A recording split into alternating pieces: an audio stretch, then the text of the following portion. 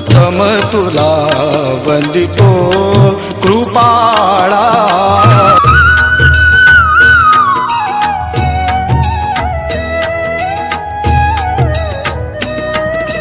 गजानना श्री गणराया आधी वंदू तुझ मोरया। गजानना श्री गणराया आधी वंदू तुझ मोरया। मंगलमूर्ती श्री गणराया आधी वंदू। हे गणराया तुला वंदिते, हे गणराया तुला वंदिते। सप्तसुरांची फुले वाहते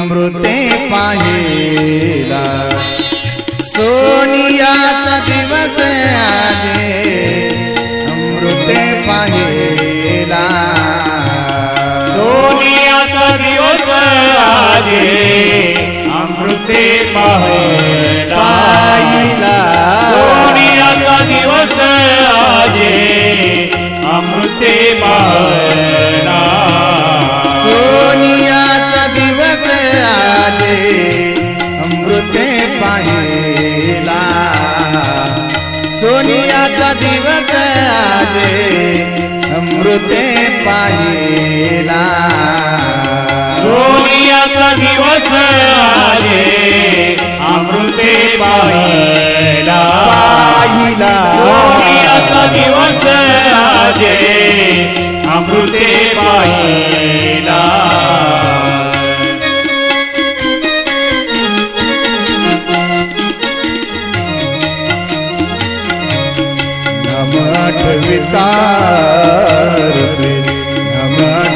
वितारूपे प्रगट पै झाला सोनियाचा दिवस आले अमृते पाहिला सोनियाचा दिवस आले अमृते पाहिला सोनियाचा दिवस आले अमृते पाहिला सोनियाचा दिवस आजे अमृते पाहिला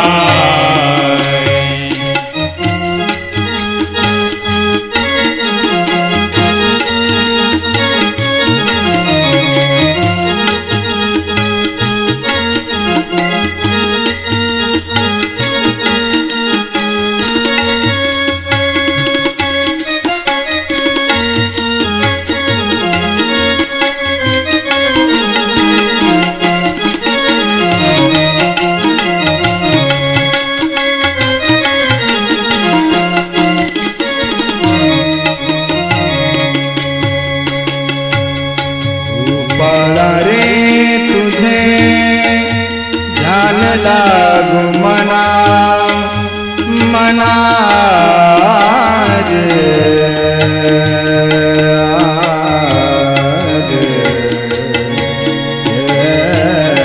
मना गोपाळा रे तुझे ध्यान लागू मना आणू नवी संबेहारी जगत जीवना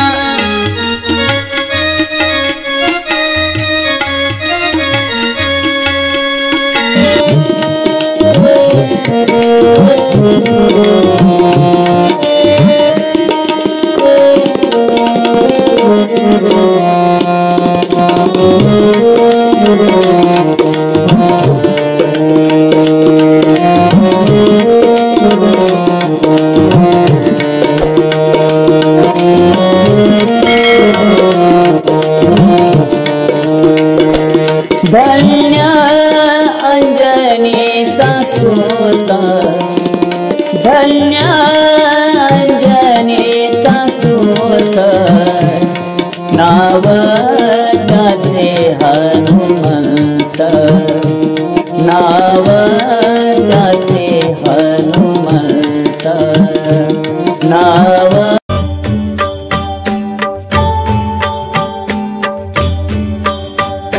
युगे 28 विटेवरी उभा वामांगी रखुमाई दिस दिव्य शोभा कुंडलिकाचे भेटी परब्रह्माले गा चरणी वाहे भीमा उत्तरी जगा जय देव जय पांडुरंगा हो श्री पांडुरंगा रखुमाई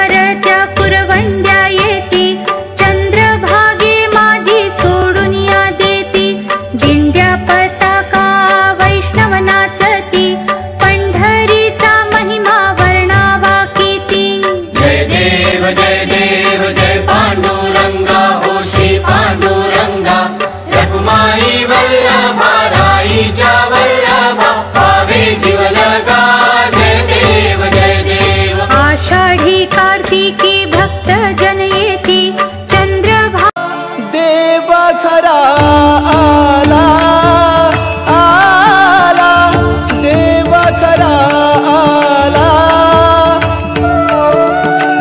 सन्माने पूजिला भक्ती सन्माने पूजिला भक्ती सन्माने पूजिला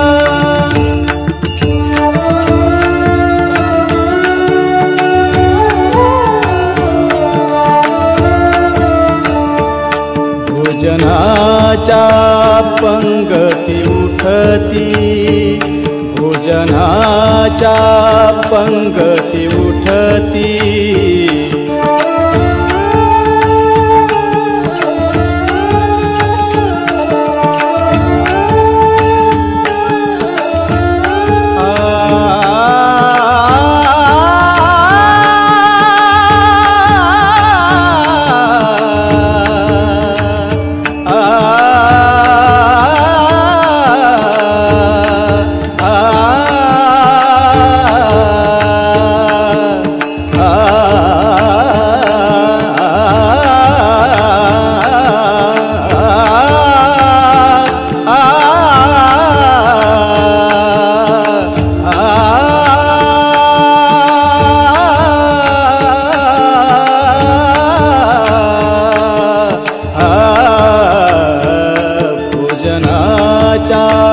पंगती उठती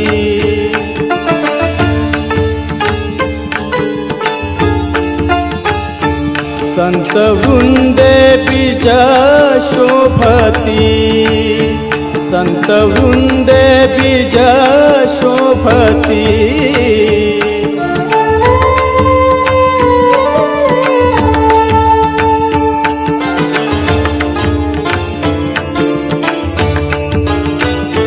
संत वृंदे बीज शोभती संत वृंदे बीज शोभती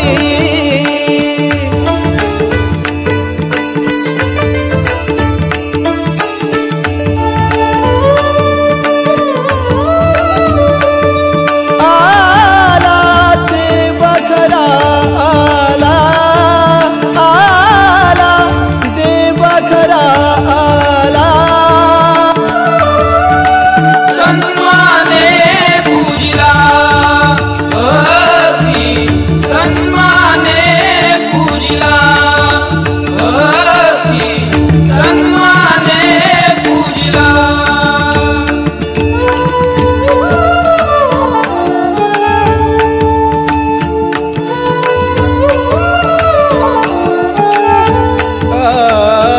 पुढे आरंभूनी कथा पुढे आरंभूनी कथा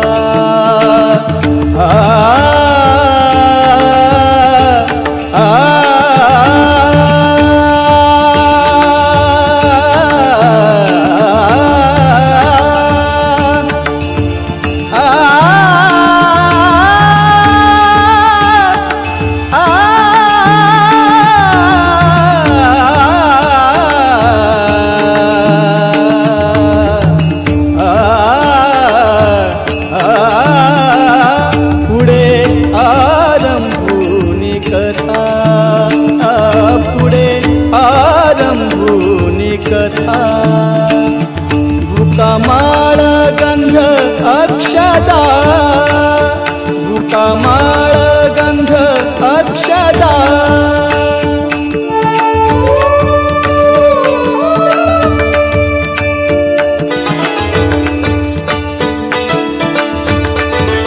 आला देव खरा आला आला देव खरा आला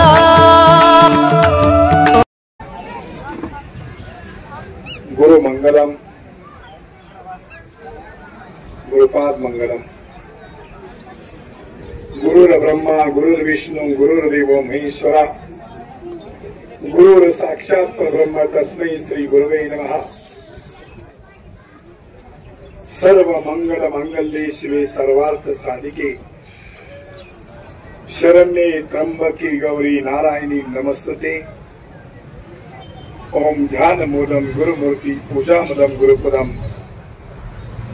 मंत्र मोदम गुरुर्वाक्यम मोक्षमूलम गुरुकृपा।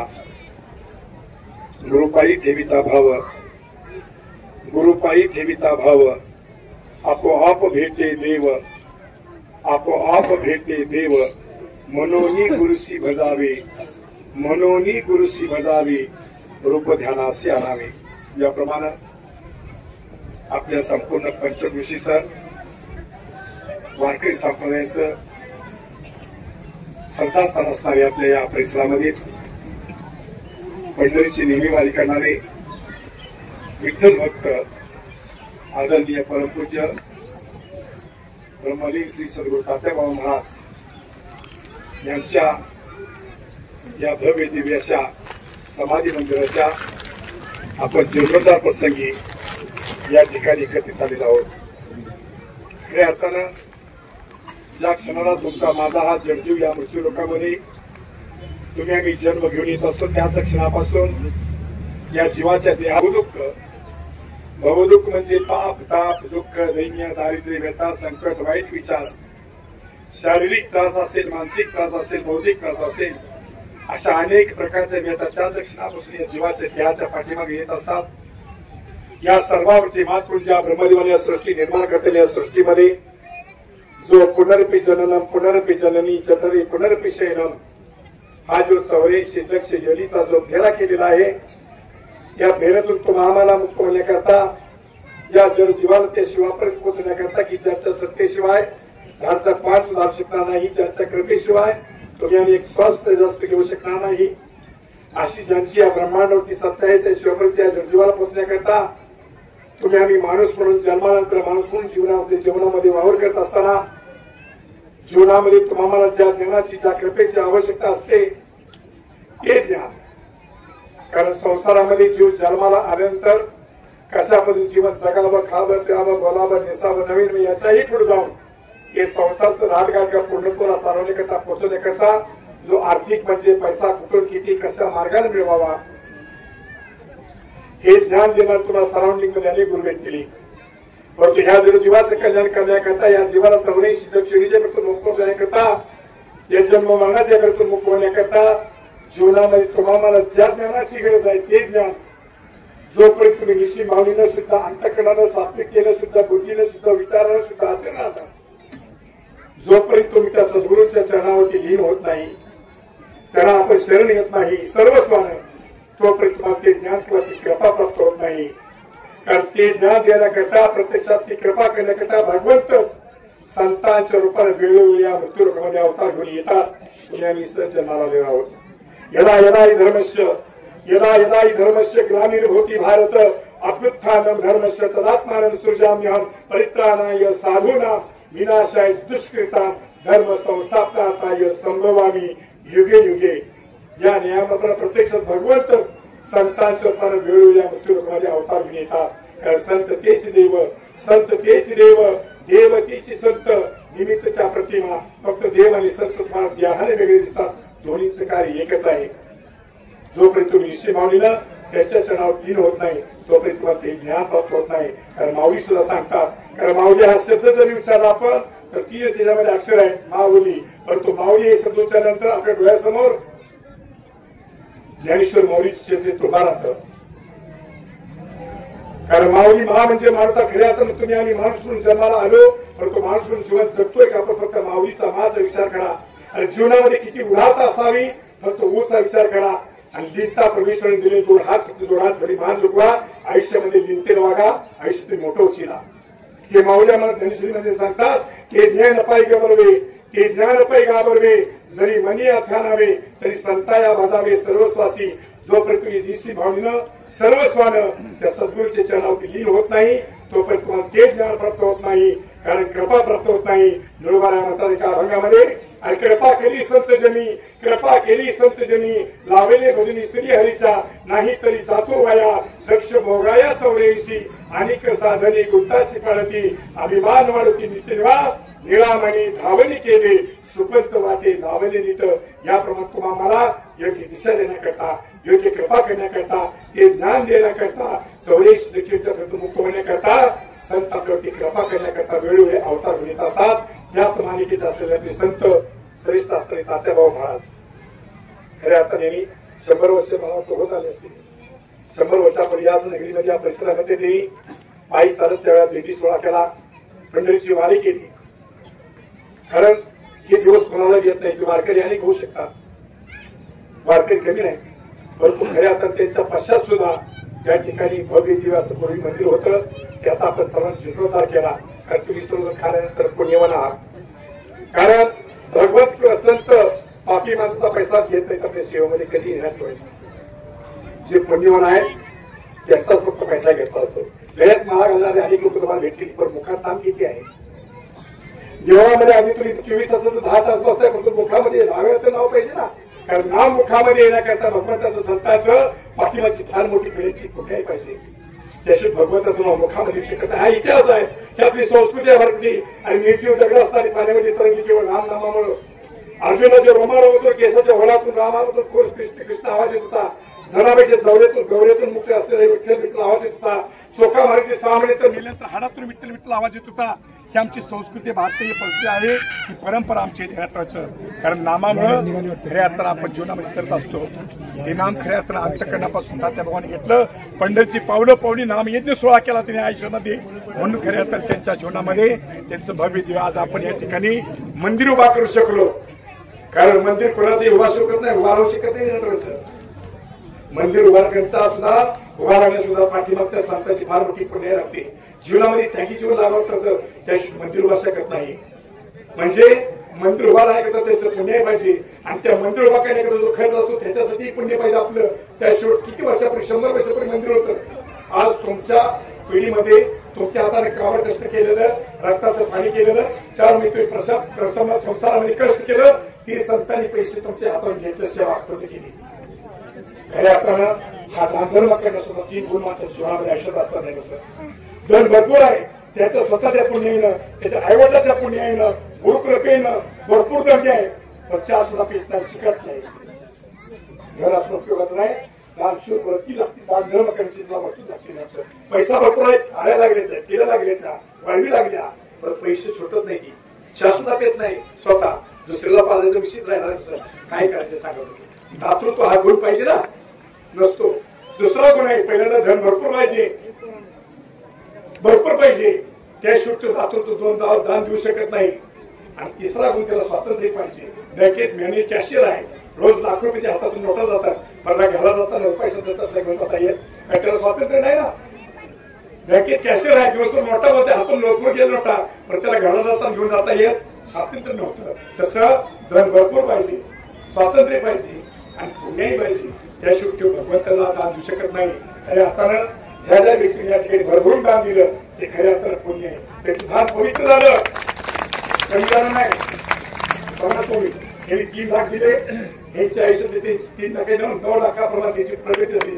बघा तुम्ही 1 वर्षामध्ये तुम्ही ज्या दिवसातून दान दिलं त्या दिवसातून त्याच्या आयुष्यामध्ये कुठली तोट्यात गेली नसणार आहे, नफ्यातच असणार आहे. कुठल्या शेतीच्या पिकातून असू दे, व्यवसायातून असू दे, कुठल्या नाही कुठल्या मार्गातून त्यांना ते अगदी नापास घडलेला आहे. कारण संतांची शिकवण आहे. शरीराची शुद्धी कशाला होते. संध्याकाळी झोपलं, सकाळी उठलं, मुख मार्जन केलं, स्नान केलं की आपला देह पवित्र होतो. संतांसाठी सकाळी आंघोळ करा, तुमचं शरीर पवित्र होईल. तुम्ही 8 दिवस नाही आंघोळ केली की तुमच्या शरीराची दुर्गंध दिसते, तुमच्याजवळ कुणी येणार नाही, वास होते. मनापासून म्हणा शरीराची शुद्धी स्नानानं होते, पण शरीरातल्या मनाची शुद्धी कशाने होते. घरापत्ती सकाळी देवपूजा करा, तीर्थ घ्या, असं पवित्र ठिकाणी या. किंवा एक तरी माझे पा तुमचं नामानं धन तुमची न पवित्र होती. दानानं धन पवित्र होतं. काही तुमच्या पुण्यानं आईवडिलाच्याकडे तुमच्या काही धन असेल, ज्या भूमी तुम्ही जन्माला आला, ज्या भूमी तुम्ही लहानाचं मोठं होत आहे, ज्या भूमीमध्ये तुम्ही करणार मोठं होता, अशा या संतांच्या ग्रामदेवतांच्या आपल्या उद्धाराकरता ज्यांनी भरभरून दान दिलं त्यांचं धन पवित्र झालं नाही. आणि मौलाने वाचा पवित्र होते. हे आम्हाला संतांची शिकवण आहे. ज्या ज्या व्यक्तीने खऱ्या अर्थानं भरभरून दान दिलं त्याचं दान पवित्र झालं, कारण पात्र पवित्र होतं. कारण दान सुद्धा तुमच्या पापाला काही होऊ शकतं, दान सुद्धा तुम्हाला पापाला काही होऊ शकतं. पण हे पवित्र आहे, कारण या भोगीत आम्ही जन्माला आलो, लहानचं मोठं होते. एका संतांच्या मंदिराच्या जीर्णोद्धाराकरता ज्यांनी भरभरून दान दिलं त्याचं दान पवित्र झालं त्याचं. असे या पवित्र कार्याकरता आपण सर्वांनी खारीचा वाटा उचलला. 1 वर्षाच्या परिसरामध्ये कुठेही जनता असं घडलं नाही. परिसरामध्ये अनेक गावं श्रीमंत असलेली, अनेक लोक श्रीमंत असलेली, 1 वर्षाच्या कालावधीत 30, 35, 40 लाखाचं काम लगेच एवढ्या पूर्णत्वाला पोहोचल्याचं असतो. आपल्याला एकमेव असं कारण आहे, कारण मला मोठा प्रश्न पडला होता त्यावेळेला मी पहिला मला बोलवलं या कमिटीने, त्यावेळेला मोठा प्रश्न पडला. कारण गाव छोटा आहे, पहिलेच मंदिर चांगलं होतं म्हणलं आणि ते मंदिर जर तुम्ही आता पाडून म्हणली, पंढरीची वाट आहे, लाखो लोक या रस्त्याने जात असतात वारकरी म्हणलं, त्यांचं एक विसाव्याचं ठिकाण आहे म्हणलं हे म्हणतं. कारण तुळशीगावचा संपला की इथं तुम्ही मुक्काम येता म्हणलं, इथं थोडा मेंबरगड थोडा असते म्हणलं, तेव्हा पुढे जातो आपण म्हणलं. आणि मंदिर ते चांगलं होतं, बऱ्यापैकी होतं जरा, पण हे पाडून आपल्या ग्रामीण दुष्काळाची अवस्था होते त्यावेळेला, पाऊस कमी होता त्या वर्षी. आणि अशा परिस्थितीमध्ये आपण जरी मंदिर पाडलं परत जर आपण जर नोकरी नाही झालं तर तुम्ही आम्ही सगळी त्याला कारणीभूत होऊ. परंतु खऱ्या आता मी नारळ फोडण्यापूर्वी विचार करा. महाराजांना मी समाजात नतमस्तक झालो तात्या भाईच्या आणि संकल्प सांगितले, बाबा आम्ही आज तुला संकल्प घेतलाय तर पूर्णत्व ध्यास काम तुमचं आहे तात्या महाराज. नारळ फोडण्यापूर्वी बसलो, आम्ही चर्चा केली कसं काय करायचं, मग निधी कुठं आहे तर महाराज म्हणजे निधी कुठे आहे, निधी नाही निधी काय नारळ फोडून काय बघत बसत हाई उतरायचं आणि सामान्य उजाड ठेवायची काय सांगते करताय म्हणलं. पहिल्यांदा बसलेले ते म्हणलं 1 लाखापासून पुढची बोला म्हणलं आमच्या कोणकोणती ती त्यातली म्हणजे त्यातली मला कोण तर बोलले 1 लाखाच्या पुढची रक्कम देणारी पुन्हा म्हटलं 50-75 हजाराची बोला म्हटलं. बऱ्याच लोकांचा हात वरती आला त्या ठिकाणी आला लागला. 7-8 लाख रुपये त्यावेळेला लगेच गोळा झाले. म्हणजे शब्द तरी मिळाला आम्हाला तात्या बोनस करून 10 लाख रुपये गोळा. म्हणजे एक अपेक्षा वाटली की बाबा मंदिर पूर्ण व्हायच्या दिशेनं वाटचाल होत्या देण्यात व्हायचं. मग आम्ही नारळ त्यांच्याच ते फोडला, मी नारळ फोडला नाही. जे मी देवगीला तिने हात पुढे केले त्यांच्याच हस्ते म्हणलं नारळ पुढे म्हणलं काम चालू केलं. अक्षरशः तात्या बोळीची फार मोठी पुण्य आहे, कारण त्याशिवाय काम असं पूर्णत्व होऊ शकत नाही. अनेक अडचणी होते का, अनेक गावात कमी चाललेल्या कामामध्ये अनेक कार्य, कारण व्यक्ती तितक्या प्रकृती असतात. चांगलं काम करणारी वाईट मार्ग तिथं राक्षसी वृत्ती असते, सात्विक वृत्ती असते. दोन्ही तिथं नांदत असतात गोष्टी देण्यात पाहिजे.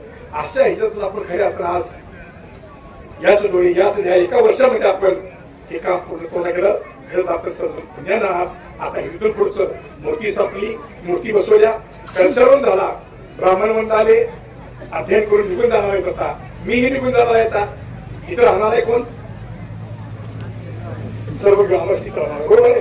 पंचवीस म्हणजे आता तुम्ही म्हणणार काय, त्या कमिटीने एकदा गावात जेवण घातलं तुम्ही म्हणणार काय काम संपलं नाही. इथं पुढे जबाबदारी तुमची वाटली पुन्हा घ्यायला पाहिजे. गावाला जेवण घातलं, मोठी स्थापना झाल्या, कल्चरवरून झालं, म्हणजे काम संपलं नाही. आता मोठी जबाबदारी इथून पुढे तुमची जास्त वाढलेली आहे. सर्वांची ग्रामस्थांची पंचवृत्ती द्यायचं. कारण हे मंदिर पवित्र ठेवण्याकरता या ठिकाणी काही शास्त्राप्रमाणे वेदाप्रमाणे नियम असते. या ठिकाणी कमीत कमी 6 महिना रोज पंचपत्ती झाली पाहिजे. सकाळ संध्याकाळ या ठिकाणी आरती झाली पाहिजे. तो जो आगीने आज प्रतिपन्न केला ना आपण तिथं गंगादीप लावले ना, तो गंगादीप विजून घ्यायचा नाही ठेवायचो. कारण ज्या आगीला साक्षी ठेवून तुम्ही गृहस्थाश्रमामध्ये 7 फेरे घेता ना तुम्ही, का नाही घेतले म्हणा की घेतलं का नाही, बाई म्हणा नाही तर नाही म्हणा ना, घेताय कसं. त्या आगीला साक्षी ते फेरे घेतणार तसं आज आपण त्या आगीला साक्षी ठेवून भगवंताची तुकावर तात्याबाची मूर्ती स्थापन केल्या. आगीला साक्षी ठेवून तो आगीने विजून द्यायचा नाही तो आपल्याला अखंड नंदादीप चालला पाहिजे. सकाळ संध्याकाळ त्या ठिकाणी पूजा आरती झाली पाहिजे. रोज पंचपती 6 महिने झाली पाहिजे. तिथं देण्याचं अभंग पास झाली पाहिजे. त्या ठिकाणी देण्याचं वारकरी ध्यानात ठेवा. त्याप्रमाणे ही नियमावली आहे. हे मंदिर आपलं सर्वांचं आहे, एकाच कोणाचं नाही. या ठिकाणी पत्त्याची पानं मावा गुटखा खाऊन कुणी थांबायचं नाही, झोपायचं कुणी नाही. मंदिरामध्ये मंदिर बांधलं झोपल्याकरता मंदिर बांधलेलं नाही ठेवायचं. आरती झाली की मग ज्याला या साईडला चावी ठेवता तशा झाल्यातली चावी घे, नवरा नवरी पायापर्यंत पाया पडलेली पुन्हा कृतलाव केली, नाहीतर कुत्र मांजरात जाईल देवावरती चांगल्यावर करायला असलं काय लोक आपल्या हातानं आपल्या देवताची सुरक्षा करायची, रक्षण आपण करायची ध्यानात पाहिजे. बाहेरची कोणी तर ऍक्सेप्ट काय देणार नाही, ही जबाबदारी आहे. पुन्हा झोपायला देत नाही, तिथं आत्मगृहामध्ये ठेवायचं. झोपायला घरी मंडळात असलं उत्तर राहायला तर निवार करायचं. पाहिले उत्तर मंदिरात झोपणार आहे ती, परंतु तिथं पान खाऊन, तंबाखू खाऊन, बिडी खाऊन, सिगरेट खाऊन, पान खाऊन कुठं कोपऱ्यात थोकायचं नाही, घालपुरी करायचं नाही. कळलं? कुठे इकडे आपण मंदिर सगळं पवित्र राहिलं पाहिजे. तर तात्याभाऊच्या आपल्यावरती कृपा आहेच, तर ही पुढे टिकण्याकरता प्रत्येक कुटुंबावरती तात्याभाऊचा आशीर्वाद राहण्याकरता आपल्याला हे प्रत्येक पाळावं लागलं सर. त्यामुळं मंदिरापुरतं, धर्मापुरतं कोणी असं वादविवाद करत असायचं नाही. सगळ्यांनी एकत्रित गावच्या ग्रामपंचायतीला, विकास सोसायटीला आणि तुमच्या इलेक्शनला तुम्ही भांडा मारा काय करायचं करा, मंदिरासाठी सगळ्यांनी एकत्रित यायचं आणि आपल्या गावचा विकास करून घ्यायचा ठरवायचं. कारण देव संत कुणाचे एकटेचे नाही, सर्वांचे एकटे असतो. त्याच्याकरता तर आधी तर सर्वांची कृपा करण्याकरता. त्यामुळे हे मंदिर हे सर्वांचं आहे, कुणाचं एकट्याचं नाही. नुसते एका गावाचं नाही, पंचकृषीत सगळ्याचं आहे, समाजाचं मंदिर आहे. त्यामुळे ध्यान ठेवायचं, सर्वांनी लक्ष ठेवायचं आहे की आपण भव्य असं मंदिर बांधलं. या ठिकाणी इथून पुढं संसार करण्याव्यक्त 5 दिवस महत्वाचे असतात. तुमचा जास्त वेळ घेणार नाही, भूक लागली तुम्हाला द्यायचं. फक्त मी देखील सांगणार तुम्हाला, संसार करणे 5 दिवस आयुष्यात कधी विसरू नका. पहिलं दिवस मातृदेव भव, रोज गुरु टेका, भाग्येचा स्पर्श करा. 2 नंबर पितृदेव भव, 3 नंबर ज्या वास्तूमध्ये तुमच्या आयुष्याचं बरोबरचं प्रवाह चालले, ही वास्तू हे तुमचं दैवत आहे. उठले त्या वास्तूला हात जोडा, नमस्कार करा. आम्हाला आमच्या पूर्ण परिवाराला या वास्तूमध्ये दीर्घायुष्य, सुख समृद्धी, संपत्ती लावावे असे आशीर्वाद मागा. कारण त्या वास्तूमध्ये वास्तुपुरुषाची प्रतिमा पडलेली आपण 4 नंबरला ज्या कुलदेवतेला स्मरण प्रपंच पहिला पाऊल टाकला. बाकी हे सांगत बसत नाही तुम्हाला, आचार आश्रम, ब्रह्मचार्य आश्रम, शाळेत सांगत बसत नाही. फक्त गिरशास्त्रात त्यांना कुलदेवतेला स्मरून तुम्ही प्रपंचात पहिला पाऊल टाकता की देवघरामध्ये मुख्य तुमच्या अधिष्ठान असतं कुलदैवत. रोज नित्येला पूजा करा, सर्वांना तीर्थ द्या. आणि 5 नंबरला ज्या भूमीत तुम्ही वास्तव्याला आहात, जन्माला आलेला आहात, ते ग्रामदेवता होतं. त्या ग्रामदेवतेच्या ठिकाणी रोज नित्यनेमानं गावात राहणारी 5 देवता आशीर्वाद घ्या. आणि ईच आहे एवढी टाईम रात्रीच्या तुम्ही 12 वाजता शुभ कार्यकर्ता घरातून बाहेर पडा. आयुष्यामध्ये तुमच्या कधीही मनोकामना पूर्ण झाली नाही तर तुम्ही करता नाही करायचं. आज जीवनामध्ये आम्ही त्या 5 देवताला विसर्जन देणे बघा तुम्ही आता म्हणून विचारून जीवनपणे आई वडिलांना सेवा करत नाही. वास्तूमध्ये रोज मोबाईल चाललेले परस्पर विचार पडत नाही की वादविवाद आहे, भांडण करत आहे, महिन्यात लाख रुपये महिना केला घर मोकळं आहे. घरातली देवपूजा उपास असला की एका झटक्यात सगळं देव गोळा करायचं, पाण्यामध्ये ठेवायचं का टाकायचं तुम्ही ठरवा. कोण वाचतो, पळपळ जाणार, कोण उचलणार, हात म्हणणार, देवपूर ठेवली ती मरतील ना बिना या भावने तुम्ही करूच नका ध्यानात ठेवायचा. आता या भावनेतून विचार आपल्याला वेळ कमी आहे. त्यामुळे सर्वांनी या ठिकाणी मंदिराचं पावित्र्य राखा, सुशोभीकरण ठेवा, सर्वांनी स्वच्छता ठेवा. रोज नित्यमान या नामाचे केंद्र प्रत्येकाने गळ्यात माळा घालून त्यांना का घालू प्रतिमान ही येऊन तर एक महाजप करा. 5 माळा इथं आणून अडकवा केले का, ज्याला बसायचं 5 मिनिटं माळ घेईल, नामस्मरण करेल, पुन्हा माळा अडकवून निघून जाईल. तो ध्यान कळलं. याप्रमाणे या ठिकाणी सगळ्यांनी व्यवस्था करा. आपण सर्वांनी या ठिकाणी सहकार्य केलं. भव्य अशी वास्तू या ठिकाणी भगवंताची, तात्याभावांची या ठिकाणी वास्तू उभा केली. छानपैकी अशा मूर्त्या आपण जे करून आणलेल्या आहेत त्या तात्याभावांची मूर्त्या केलेल्या आहे. गाभारीमध्ये कधी प्रवेश करायचा नाही, लांबून दर्शन घ्यायसाठी. या मूर्त्या फाशाच्या नव्हत्या, या मूर्त्या मार्बलच्या येत्या. त्या मार्बलच्या मूर्त्या लगेच गंधबुक्का लावून सगळं गुलाल करून लावून सगळं पाक खडा करून टाकायच्या त्या. गाभारी करा. हा काय तर कुणाला तिथं हळदी स्पर्श करू नका, लांबून दर्शन घ्या म्हणे. हा तिथं लांबून दर्शन घ्यायचं. तुम्ही त्या दैवताची विकरणा करायची नाही. काय काय माणसं कोणाला होती आता देव खाते का, देवाला खाल्यावर आपल्याला मिळायचं तो खात नाही, नुसता वाचत नाही. लांब सुद्धा व्हायचं, देव दावले की खाऊ शकतो. आपल्याला खावा लागतं, देवाला खायची गरज. जेवण खाल्यावर आपल्याला शिल्लकच राहणार नाही त्याच्यामध्ये. त्याच्यामुळे ध्यान माहिती नाही तुम्हाला. आता हे सांगत बसत नाही देण्याचं काम झाले. सर्वांनी मंदिर स्वच्छ ठेवा, पवित्र ठेवा, या ठिकाणी नामस्मरण करा. तर जबाबदारी आपली आहे. आपण कोणाची पाकळी दिली, या ठिकाणी मंदिर भव्य झालं. आता इथून पुढं देवपूजा कोण करणार आहे, लोक बोटवर का मंदिर माता उद्या बसलं पाणी घालावे त्या मूर्तीला कोण करणार आहे पाणी. अरे देव आता मंदिर बांधला आम्ही जाणार आहे बापू शिवाला, पुन्हा ही मंदिर सगळी जाणार आहे आपापल्या गावाला. यात्रा करून उपस्थित सर्व भाविक करताना या ठिकाणी दीर्घायुष्य, सुख समृद्धी, ऐश्वर्य लाभो असं सर्वांना शुभास्त्र देऊन या ठिकाणी माझ्या आश्वासन संपवतो. निश्चित वाटलं नव्हतं, पण तात्याभावांच्या प्रेरणेने एका वर्षातच या तात्याभावांच्या मूर्तीची प्राणप्रतिष्ठा आणि कलशारोहण सोहळा या सोहळ्याचे आपण सर्वजण साक्षीदार आज आपण झालेलो आहोत. एकदा सगळ्यांनी आपल्या सर्वांसाठी जोरात टाळ्या वाजवायच्या आहेत. आपल्या पंचक्रोशीमध्ये असं एक सुद्धा व्यक्तिमत्व नाहीये की काशीला जाऊन शिकून आलेलं आहे किंवा आळंदीला गेलेत किंवा पंढरपूरला गेलेले आहेत. सर्वसामान्य आपण सर्वजण गृहस्थी सर्व मंडळी, प्रापंचिक मंडळी आपल्या कौटुंबातून आपण सर्वांनी थोडा थोडा वेळ काढला आणि आपल्या सर्वांचं श्रद्धास्थान संत योगी तात्याबुवा महाराज यांच्या या मंदिरासाठी आपण सर्वांनी थोडा थोडा वेळ काढला. तन मन धनाने आपण सर्वांनी फुल नाही फुलाची पाकळी या मंदिर निर्माणासाठी आपण या ठिकाणी समर्पित केली आणि सर्वजण या सोहळ्याचे आपण सर्वजण साक्षीदार झालेलो आहोत. आज आपल्याला वाटलं नव्हतं की एवढं सुंदर असं मंदिर आपल्या समोर उभं राहील, पण एका वर्षामध्येच खरं सांगायचं म्हटलं तर तात्याबुवांनीच हे काम आपल्याकडून करून घेतलेलं आहे. मी तात्याबुवांचं चरित्र थोडंसं संशोधन करत होतो त्यावेळी असं कळालं की आपल्या पंचक्रोशीला पारमार्थाचा वारसा ज्या व्यक्तीमुळे लाभला ते खऱ्या अर्थाने तात्याबुवा महाराज आहेत. तात्याबुवा महाराजांनी पांडुरंग परमात्म्याचा वसा घेतला. त्यांनी पंढरपूरची वारी सुरू केली. त्या काळामध्ये आमच्या माहितीप्रमाणे पंक्ती दिल्या जात नव्हत्या, मोठी मोठी अन्नदानं घडत नव्हती, पण त्या काळामध्ये तात्याबुवा महाराज विना घेत होते आणि पंढरपूरची वारी करत होते. वारीवरून माघारी आल्यानंतर तात्याबुवा महाराज आपल्या पंचक्रोशीतील सर्व घरांमध्ये सर्व गावामध्ये त्यांचे दौरे होत होते. त्याचा वारसा आपण सर्वांनी जपलेला आहे. आपण आज तात्याबुवांच्या चरणी एकच मागणी करायची आहे की आपल्या सर्वांना असाच आशीर्वाद लाभावा. आपल्या सर्वांच्या जीवनामध्ये, प्रापंचिक जीवनामध्ये धनधान्य आणि सुखाची वृद्धी व्हावी ही सर्वांनी तात्याबुवांच्या चरणी प्रार्थना करायची आणि त्यांच्या चरणी आशीर्वाद मागायचे.